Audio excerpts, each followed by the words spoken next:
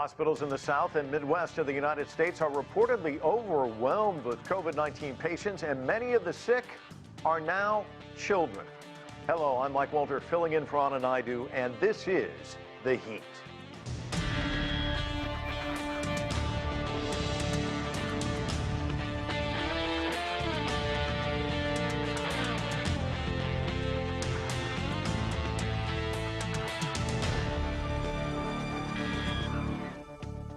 After pledging it would be a summer of freedom, the Biden administration is warning of a tough few months ahead. The United States is now averaging more than 151,000 COVID-19 cases a day, as the Delta variant proves to be highly contagious and deadly.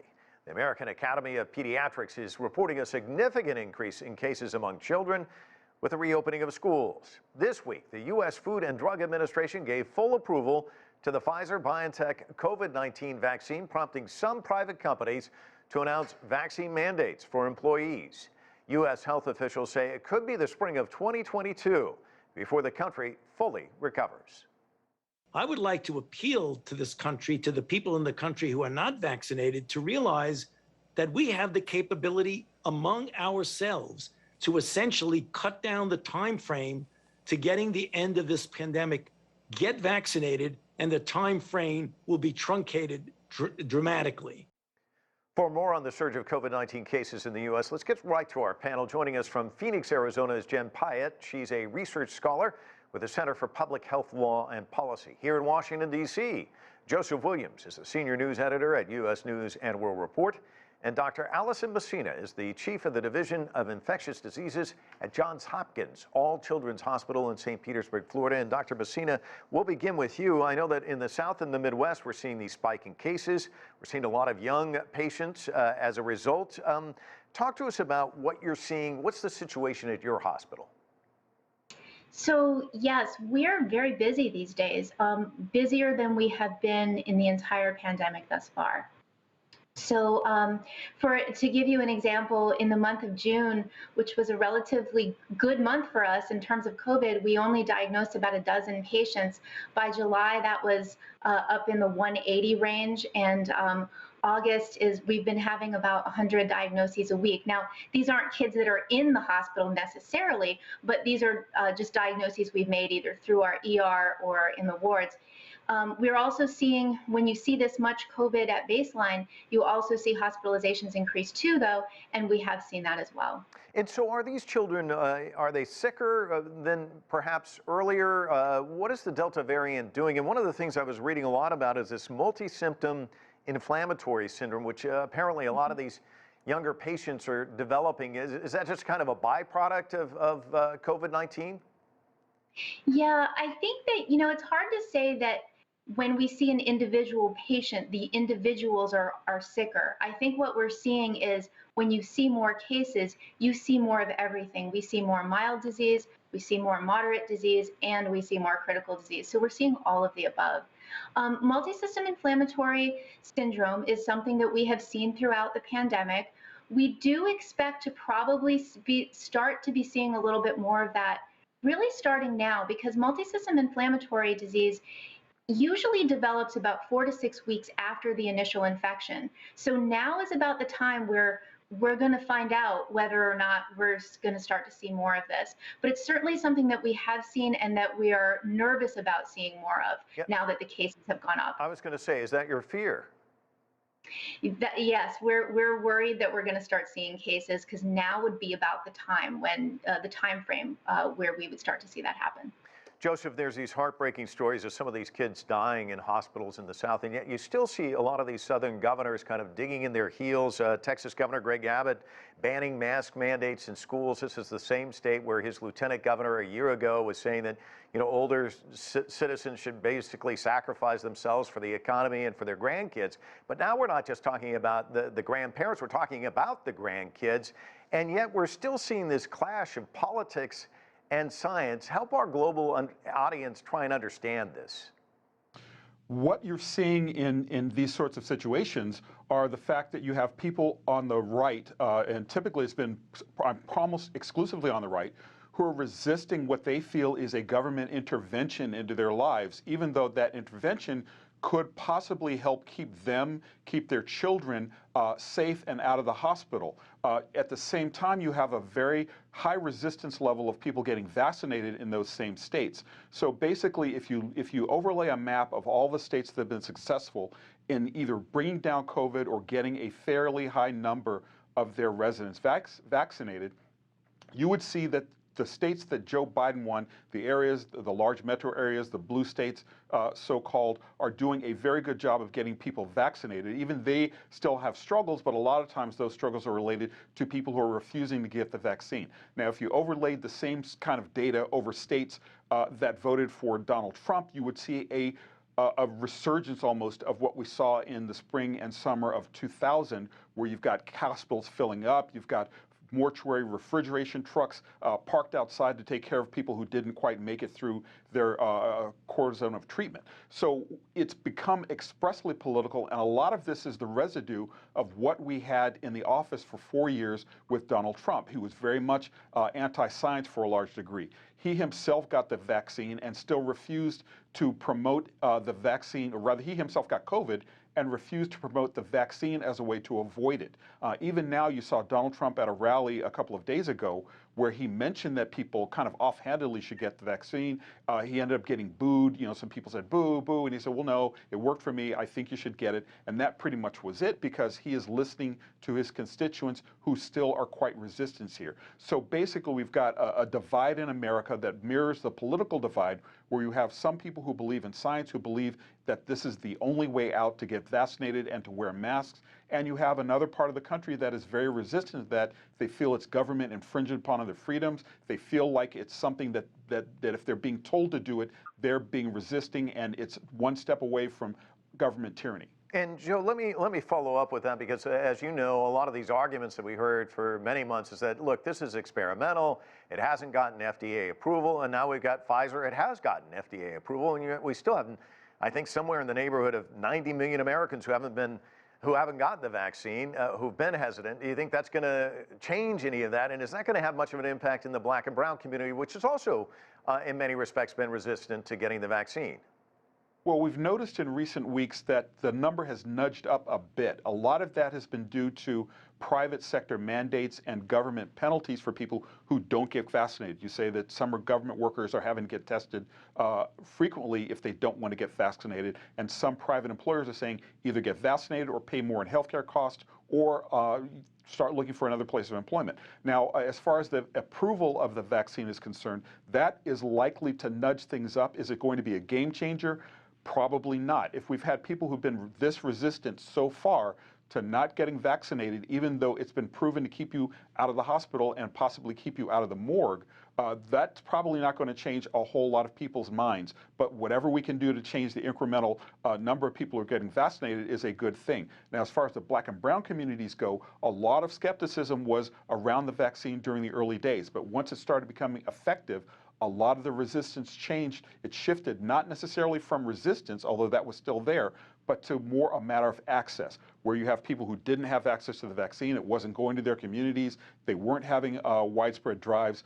Now that has shifted somewhat. The rate of vaccination among minorities is higher, particularly when compared to whites who are conservative or who live in red states. So it's moving the needle in minority communities, but as long as the broader community is not vaccinated, we are still going to have problems with Delta variants and possibly more mutant strains of this virus coming to fore.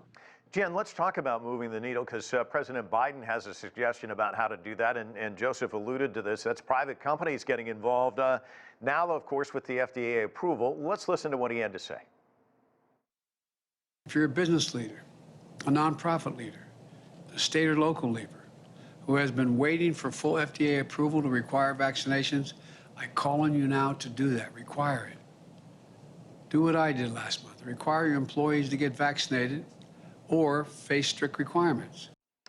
So, of course, he's talking about federal workers, contractors, the Pentagon also stepping up. And we are seeing some companies, I know on Wednesday, CVS, Deloitte, Walt Disney Company saying that they're going to expand their vaccine requirements. Can this be a game changer?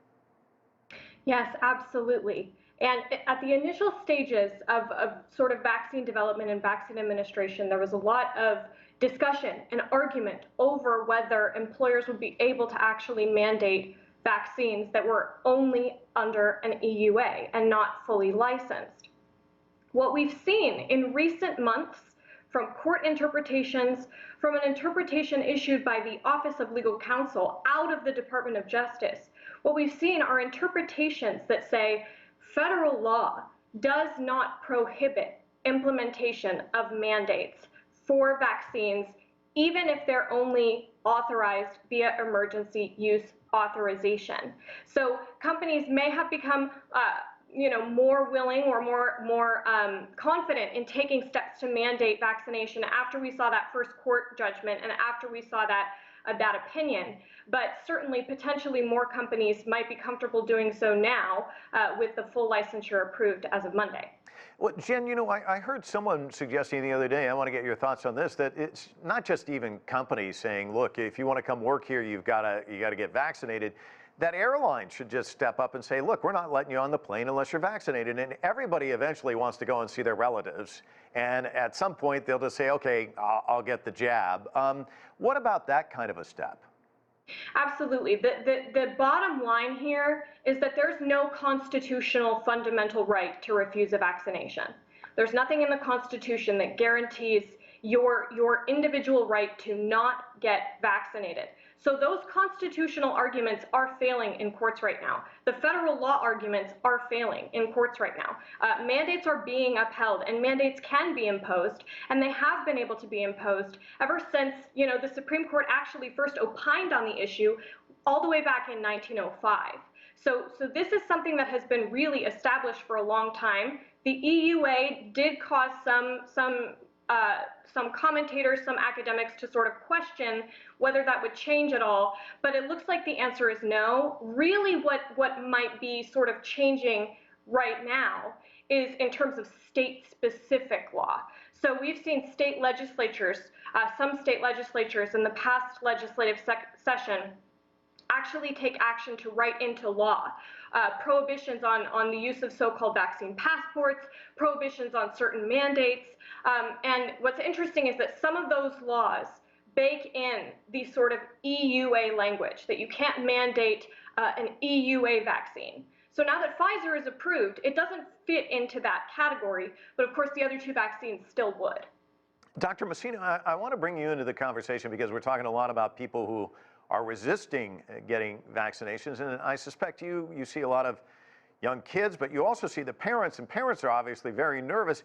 And there's so many parents, I suspect, who are just clamoring to have their kids get vaccinated, and yet there's an age bracket where they're not. What are some of the discussions you're hearing from them and their level of frustration as this issue's bandied about politically? Yeah, it's very interesting when you talk to parents. I feel like there are three distinct camps. There's the one camp who cannot wait to get their children vaccinated, and they're asking me, when is it going to be available under the age of 12? I'm going to sign up the minute my child is eligible. Then there's the next camp that's a little bit more hesitant. They're thinking, well, and what they're doing is a really logical calculation. They're weighing the risks and the benefits. They're saying, well, COVID in general is less severe in kids, and that is true overall. And they're saying, what's the risk of getting the vaccine versus, would it be so bad if my, child came down with COVID? And they're trying to do that risk-benefit analysis. And I think for that sort of hesitant but not refusing camp, I think that FDA approval will be of some comfort to them. I think that it will kind of tie that nice bow around the process and get them to feel more comfortable with that. And then there's the third camp that is just no way, no how is this going to happen. And so, I think that those are the kinds of conversations that I have. And the most challenging conversations really are those, those folks that, there's just no getting through. And my heart breaks for what happens to some of these kids who aren't vaccinated and do end up getting sick. And it's really heartbreaking as a pediatrician because you know that there was something that could have been done. And I think that's really what me and my colleagues really struggle with, is those kids that were eligible to be vaccinated chose not to, or their parents chose not to, and then they ended up getting really sick. And those really really weigh on us as healthcare providers. Well, and I think it's got to really weigh on the parents too, I would think. We can chat maybe a little bit more about that, but I want to bring into the conversation now Dr. Paul Goepfert. He's a professor of medicine and microbiology and the director of the Alabama Vaccine Research Clinic in Birmingham, Alabama. And perhaps you can help us understand, you know, the director of the National Institutes of Health, Dr. Francis Collins, says that parents and caregivers may actually have to wait until the end of the year for the COVID-19 vaccine to be approved for children under the age of 12. Help us understand this process. Why is this taking so long? What's at play here that's different than for adults? Well, the adult studies for the Pfizer vaccine and showed efficacy almost a year ago now, and the FDA likes to have 6-month data of safety after the study shows efficacy, and so that takes a while. And in May, the Pfizer actually submitted the adult package to the FDA, and then it generally takes about a year for the FDA to actually look through that, but because of the circumstances, they fast-tracked it, and they got the approval much more quickly. And as you probably know, most studies, generally speaking, if they affect both adults and children, we first start the studies in adults, which is what's happened here because of safety reasons. And now we are doing those studies in children, but that's why it's taking so much longer, because they started later. And we don't have neither the efficacy data nor the long-term safety data just yet. And Dr. Messina, it's interesting because the American Academy of Pediatrics reported somewhere in the neighborhood of 38,000 coronavirus cases in children in July. But then when you look at July with 38,000 cases, and then you look at August, the number jumps to 180,000. So the number is just really striking. Mississippi alone, 3 weeks into the school year, almost 12,000 students tested positive for the virus. As you brace for this, with the school year starting and getting underway, and then you've got flu, and you've got kids in close proximity to each other, you've got some governors saying we don't want the kids with masks on. Talk to me about, you know, this storm that's gathering. It's almost like watching a freight train coming your way. How do you prepare for this? Yeah, I mean, I'm going to be honest. It's frightening to us too.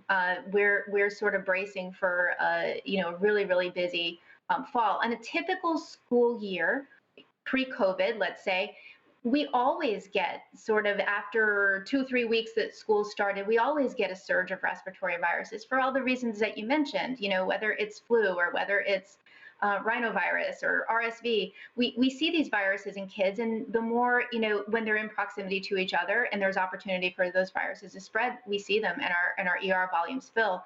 So, right now we're really kind of, I think all the hospitals, mine included, are making contingency plans and flex plans, and what do we do if we get a surge of patients? And so, we're thinking about those things, and those things are really weighing on us, and we're just sort of, we're sort of bracing for it at this point. It's going to be interesting to see what happens with flu this year. Last year we were blessed with a extremely mild, nearly non-existent flu season. We don't know if that's going to be the case this year. So it's really a wait and see and approach at this point. Yeah, well, all of us locked down in the house and then wearing masks out in public, it did have an impact, and certainly for the flu season last year. Dr. Goepfert, a new study published by the U.S. Centers for Disease Control and Prevention finds that unvaccinated people are about 29 times more likely to be hospitalized if they contract COVID-19. So what would you say to people who are still kind of on the fence about whether to get vaccinated or not? I mean, we have so much data that vaccines are effective. These vaccines are highly effective, especially against hospitalization and death. I think it's difficult to say something different that hasn't already been said.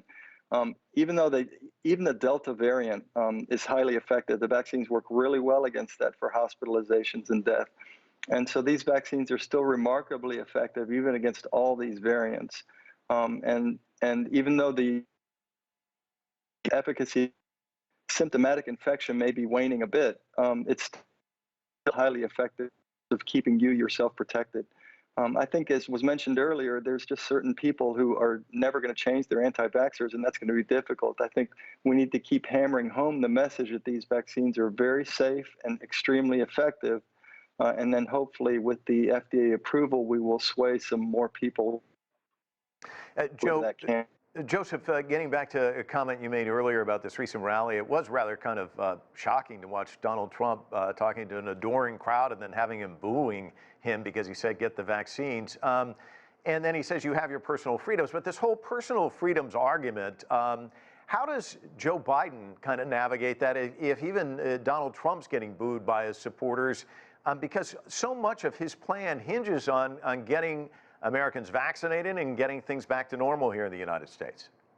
Well, and that's correct. I mean, I'm old enough to remember when this year was going to be the hot vax summer and everybody was going to be able to have barbecues, get together indoors, have game night, and that's almost all but gone out the window. And I think the demonstration of Trump arguing that arguing is probably a generous term, but mildly suggesting that his supporters get the vaccine and getting booed in return pretty much defines how Joe Biden can and cannot approach this issue politically. If he does issue a government-wide, nationwide mandate, which one of your earlier panels said is completely legal and goes all the way back to, I believe it's the smallpox epidemic back in the turn of last century, he has a legal right to order every single American to get the vaccine and to have people go house to house and make sure that it's administered upon pain of some kind of a fine or any kind of other penalty. Now, if he did that, however, it would be a firestorm that he can't really afford right now. So that's one of the reasons why I believe he's content to let business take the helm on requiring a vaccine and saying that the government, if you work for the government, that's one thing, but if the government's coming to your house and you don't work for the government, that's something that would be a tripwire to all those people in conservative states that didn't vote for the president. He won by a hair margin, and he's got a hair's margin in both houses of Congress with a midterm coming up. So the politics of the vaccine are very delicate for the president. His reputation rests on the fact that we have to get through this because he promised that we would, but the recalcitrant states, the recalcitrant people who feel like this is not in their interest, even as they see children get hospitalized and friends die, and even the governor himself of Texas getting COVID-19, yet still refusing to issue a mask mandate, even though science proves that it works, indicates how deeply entrenched this division is. And Jen, you know, this court trial now underway in Florida against Governor Ron DeSantis for banning school mask mandates. Parents from across the state are really arguing that the governor should not be preventing schools from implementing these universal mask mandates. I know you talked about kind of the legal ramifications, but states do have some kind of controls. I mean, governors do have some controls over what goes on in their schools. So how is this going to be handled in the courts, do you think? You're absolutely correct that states traditionally do have control over their schools and what goes on within their borders, but federal law is supreme according to the Constitution, and in an area where the federal government has an enumerated power that it has exercised, that has been given to it by the Constitution, that power is supreme to contrary state power. So the argument that we're seeing play out in Florida, and we're seeing this same argument start to play out in Texas and in South Carolina as well, is the argument that these mask mandates are actually violating civil rights protections under federal law, that they're violating the Americans with Disabilities Act, and they're violating the Rehabilitation Act, which ensure equal education opportunities. And they're alleging that children with disabilities are not being provided those and not being guaranteed those equal education opportunities under federal law. We'll certainly be watching to see how that plays out. But keep in mind that those federal laws, if the federal government has sort of a constitutional prerogative to enact that law is going to be supreme over state law. Dr. Goepfert, with this pandemic, we're spending a lot of time looking backwards, you know, and then also looking at the present, but I don't think we spend as much time looking at the future. And of course, the Delta variant kind of snuck up on us. So I'd like you to just kind of look at the future. I mean, there's a lot of talk now about the Lambda variant. There was this study, it's not peer reviewed, that suggests the spike protein might be a little bit more different. The vaccines may not be as effective. What are some of the things you're looking at that concern you as this thing continues to linger and kind of, in many respects, grow? We're seeing another wave. Well, I think the thing that concerns me most is the unpredictability of this virus. I mean, we cannot underestimate the virus. And so I think you can maybe expect the worst and hope for the best. I do think that the saving right now is the fact that we've had numerous variants, Delta variant being the most extreme one, that still retains some amount of, the vaccine still retains some amount of efficacy against these variants, including the Delta variant. I think at least the preprint publications I've seen, it is decreased in terms of in the test tube, but it still works against it. But I do worry that that this virus is very cagey and that it will evolve to get around vaccines completely. And then if you combine that with a very infectious virus around the vaccines, then we're going to be back to square one again. And so we do need to keep ahead of this, and the best way to do that is through. Yeah, well, we definitely don't want to get behind the 8 ball any more than we already are. Dr. Messina, that gets back to you and the people in your field. It's obviously had a tough mental toll on healthcare workers. How are all the people holding up? And you know, one nurse I spoke to was talking about how she undoubtedly has post-traumatic stress disorder, but in the midst of a pandemic, you can't really go out and get counseling. You got to just go back to work in the hospital. Talk to us about the mental fatigue for those in your field. Yeah, that's certainly something that we've been dealing with, you know, now for 18 months, and we really had hoped that we would see the light at the end of the tunnel, and maybe we saw it a little bit earlier this summer, but it has been a bit depressing that, you know, we're back where we are. I think that a lot of us really lean on each other. You know, we know what each other is going through, and I think, you know, it really helps. I can say, you know, my colleagues have been just a wonderful support system for me, and we try to be there for each other because we know this isn't going away, at least not in the short term. I know for my adult medicine colleagues, I think they have it worse, honestly. The adult hospitals are really feeling the crunch with the patients that they're seeing.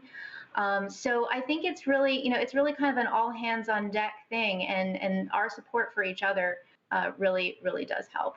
Well, Dr. Messina, we salute you for the work that you're doing and your colleagues out there in the healthcare profession, and we want to thank all of our guests for joining us. A great discussion. Thanks so much. That is it for this edition of The Heat. I'm Mike Walter in Washington, D.C. Thanks so much for watching.